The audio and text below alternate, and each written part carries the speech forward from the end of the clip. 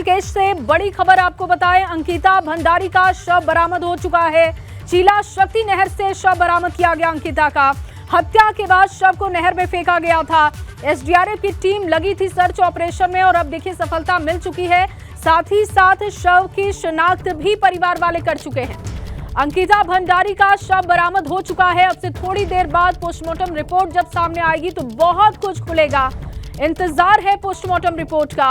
हत्या के बाद शव को नहर में फेंका गया था और एसडीआरएफ की टीम लगातार लगी हुई थी।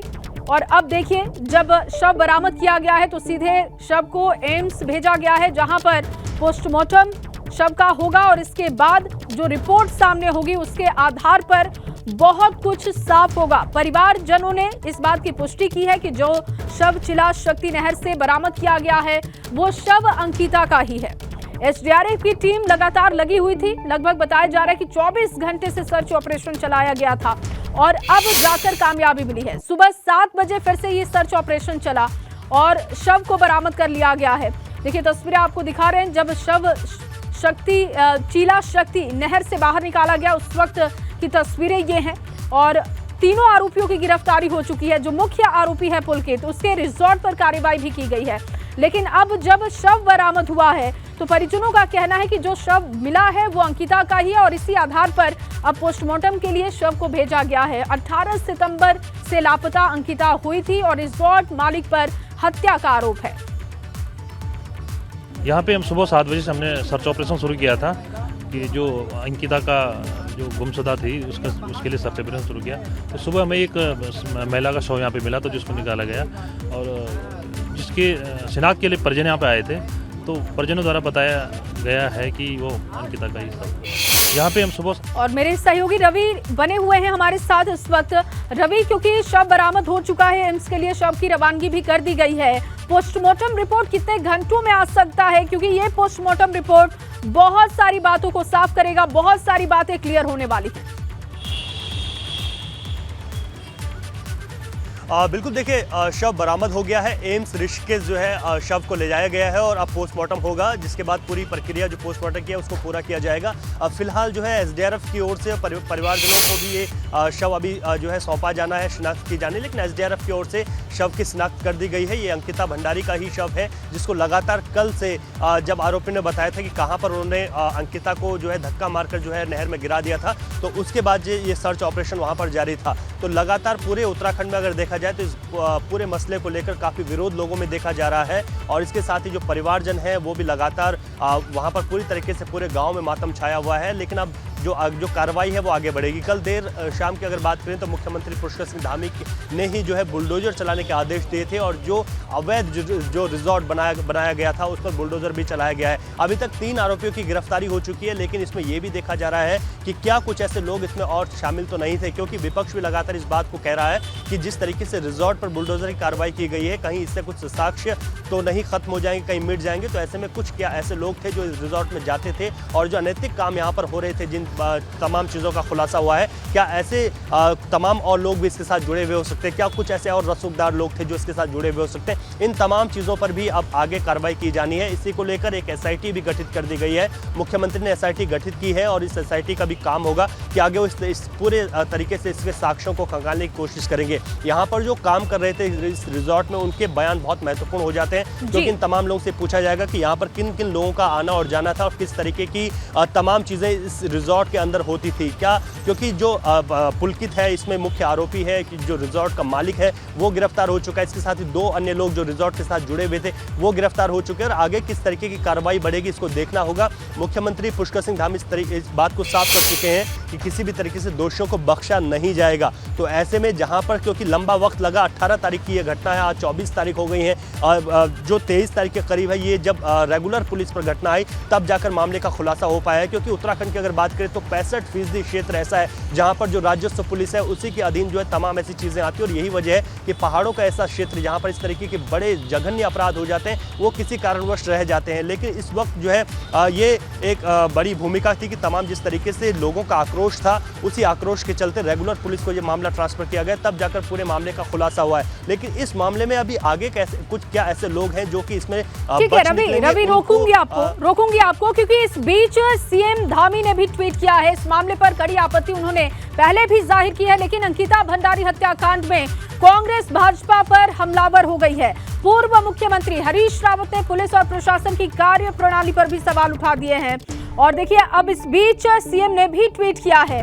बड़ी खबर इस वक्त आपको दे रहे हैं, देखिए ट्वीट आपको दिखा रहे हैं। आज प्रातः काल में बेटी अंकिता का पार्थिव शव बरामद किया गया है। इस हृदय विदारक घटना से मन अत्यंत व्यथित है। सीएम पुष्कर सिंह धामी का ट्वीट आप देख रहे हैं, जो लगातार नजर बनाए हुए हैं। दोषियों को कड़ी सजा दिलाने हेतु पुलिस प्रयासरत है और नेतृत्व में एसआईटी का गठन कर इस गंभीर मामले की जांच कराई जाएगी। जांच के आदेश भी दे दिए गए हैं। आरोपियों के गैर कानूनी रूप से बने रिजॉर्ट पर भी कार्रवाई शुरू हो चुकी है।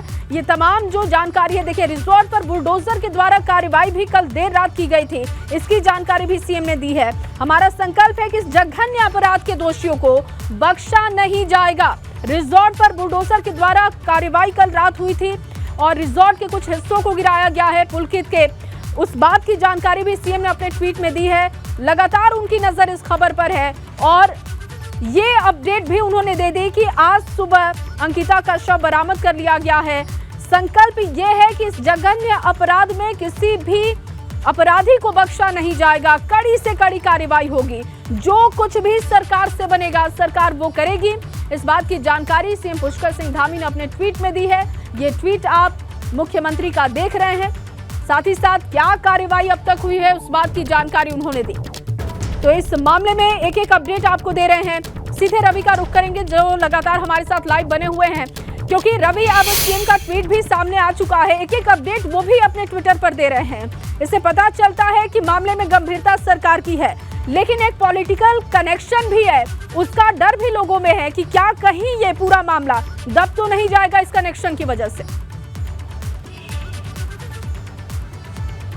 बिल्कुल जी, अभी तक की कार्रवाई की अगर बात करें, इस तमाम कार्रवाई को देखें तो सरकार की ओर से फिलहाल कोई कसर नहीं छोड़ी गई है। हालांकि विपक्ष पूरी तरीके से हमलावर है और आज पूरे प्रदेश में भाजपा सरकार के पुतले दहन के कार्यक्रम विपक्ष के द्वारा रखे गए हैं। शहर शहर इस तरीके का विरोध जताया जाएगा। लेकिन जिस तरीके से सरकार की कार्रवाई कल से दिखाई दे रही है, इससे ये तो साफ है कि अगर इसमें कुछ और लोग भी शामिल होंगे तो उनको बख्शा नहीं जाएगा। मुख्यमंत्री खुद इस पूरे मामले को मॉनिटर कर रहे हैं और उन्होंने अभी ट्वीट करके जानकारी दी है कि जो शव मिला है वो अंकिता का ही शव है। उनकी संवेदनाएं उनके साथ हैं, उनके परिवार वालों के साथ इस वक्त सरकार है और जो भी बन पड़ेगा वो सरकार परिवार के लिए करेगी। ये बड़ा क्योंकि जिस तरीके का जघन्य अपराध हुआ है, ये अपने आप में तमाम चिंताएं भी पैदा कर देता है कि आज उत्तराखंड की वो बेटियां जो अपने परिवार की आर्थिक स्थिति को सुधारने के लिए घर से बाहर जाती हैं, तो क्या वो सुरक्षित नहीं है? ऐसे में क्योंकि इससे पहले भी तमाम जो रिजॉर्ट तरीके की जो तमाम रिजॉर्ट जो यहाँ पर बने हैं उत्तराखंड के ऐसी जगहों पर, उसमें इस तरीके की घटनाएं आई हैं, जिसमें कि इस तरीके के अभी सोशल मीडिया पर चल रहा है कि ये जो रिजॉर्ट है इसमें भी कुछ तकरीबन 7-8 साल पहले भी एक लड़की का गायब होने की तरीके की खबरें, हालांकि वो जानकारी अभी पुष्ट नहीं है। लेकिन अगर इस तरीके की जो अपराध अगर ऐसे रिजॉर्ट में होते हैं तो ऐसे में जो स्थानीय पुलिस है उस पर भी कई सवाल ऐसे खड़े होते हैं कि क्या ऐसे रिजॉर्टों पर उनकी नजर नहीं है? वहाँ पर जो लोग काम कर रहे हैं, सवाल रवि इस बात को लेकर भी है कि अगर अब पता चल रहा है कि इस रिजॉर्ट के कुछ हिस्से अवैध तरीके से बनाए गए हैं, तो ऐसे तो बहुत सारे रिजॉर्ट होंगे जो अवैध तरीके से बनाए गए हो, ना इस सरकार में बल्कि पिछली जो सरकार जो आज विरोध कर रही है उस सरकार में ही तो ये रिजॉर्ट बना होगा।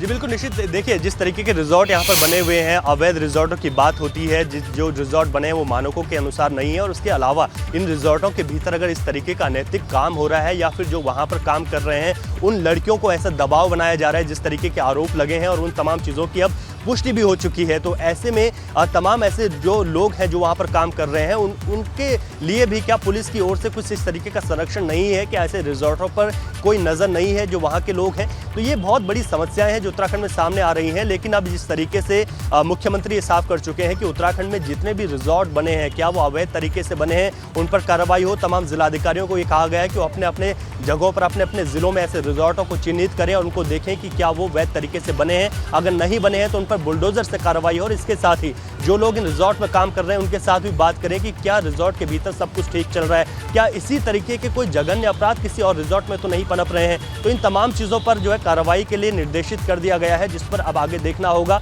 कि किस तरीके की कार्रवाई होती है। लेकिन जिस तरीके से रिजॉर्ट की एक संस्कृति उत्तराखंड में चली है, उसके बाद इस तरीके के अपराध पहले भी सामने आते रहे हैं। हालांकि कई अपराध जो राजस्व क्षेत्र में होने के चलते वो ऐसे ही दब जाते थे। इस बार जब रेगुलर पुलिस को ये ट्रांसफर हुआ मामला, तब जाकर इतने बड़े मामले का खुलासा हुआ है। और देखिए 18 तारीख के बाद लगातार 4 से 5 दिन हो गए, परिवार पूरी तरीके से परेशान था। और उस परिवार के बारे में सोचिए, ये अंदाजा लगा सकते हैं कि जहां पिता ये कहता है कि मैं तब तक इस थाने से नहीं जाऊंगा जब तक मेरी बेटियों के जो आरोपी हैं, जो अपराधी हैं, जो दोषी हैं, उनको फांसी की सजा नहीं हो जाती। तो इस तरीके का जो जघन्य अपराध उत्तराखंड जैसी धरती पर जो देखने के लिए मिल रहे हैं, वो अपने आप में बहुत गंभीर हो जाते हैं। और ऐसे में उस परिवार में जहां पर एक बेटी और एक बेटा इस परिवार में है, जो छोटा बेटा है वो पढ़ाई करता है, जो बेटी है वो अपनी आर्थिक स्थिति को सुधारने के लिए बाहर गई, उसके पिता ने उसको भेजा। और इसके बाद एक छोटी सी उम्र, जो 19 वर्ष की उम्र उसकी बताई जा रही है, ऐसी छोटी सी उम्र में परिवार के भरण पोषण के लिए बाहर गई। और उसके बाद जो रसूखदार हैं, जो पावरफुल लोग हैं, उनकी अगर ऐसे गलत नियत के चलते इस तरीके का बड़ा अपराध हो जाता है, तो इसमें तमाम ऐसे और जो लोग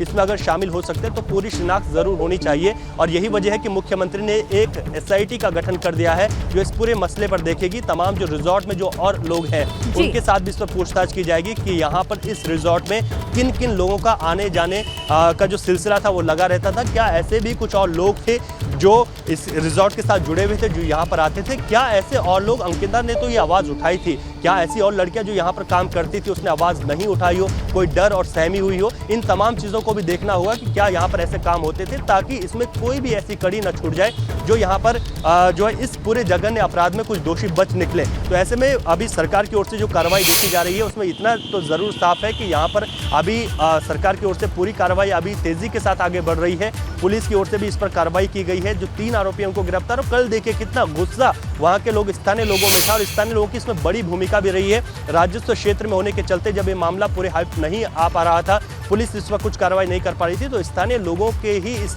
पूरे घटनाक्रम में जिस तरीके का उनका गुस्सा रहा, वो एक बहुत महत्वपूर्ण कड़ी रही, जो कि जब रेगुलर पुलिस को इस मामले को ट्रांसफर किया गया। अभी देखना होगा कि इसमें जिन आरोपियों की गिरफ्तारी हो गई है उसके बाद अभी किस तरीके की कार्रवाई आगे बढ़ती है और किस तरीके से पुलिस इस पर अभी रिजॉर्ट और इसके आसपास जो बने अन्य रिजॉर्ट जो हैं उन पर भी कार्रवाई करते हैं। और पूरे प्रदेश में जब इस तरीके के रिजॉर्ट बने हैं तो उनके अंदर किस तरीके के क्या कुछ गलत काम चल रहे हैं, उसमें जो जिलाधिकारी को निर्देश किया गया है वो भी इस पर देखनी होगी कि आगे किस तरीके की कार्रवाई होती है। लेकिन फिलहाल अभी अगर पूरे प्रदेश में बात करें तो लोगों के बीच गुस्सा जरूर है, और इस पूरे मसले के बाद तमाम वो लोग भी चिंतित हैं जिन्होंने अपनी बेटियों को घर से बाहर भेजा है, नौकरी के लिए भेजा है, नहीं होना चाहिए, क्योंकि एक बेटी के इंसाफ की बात है।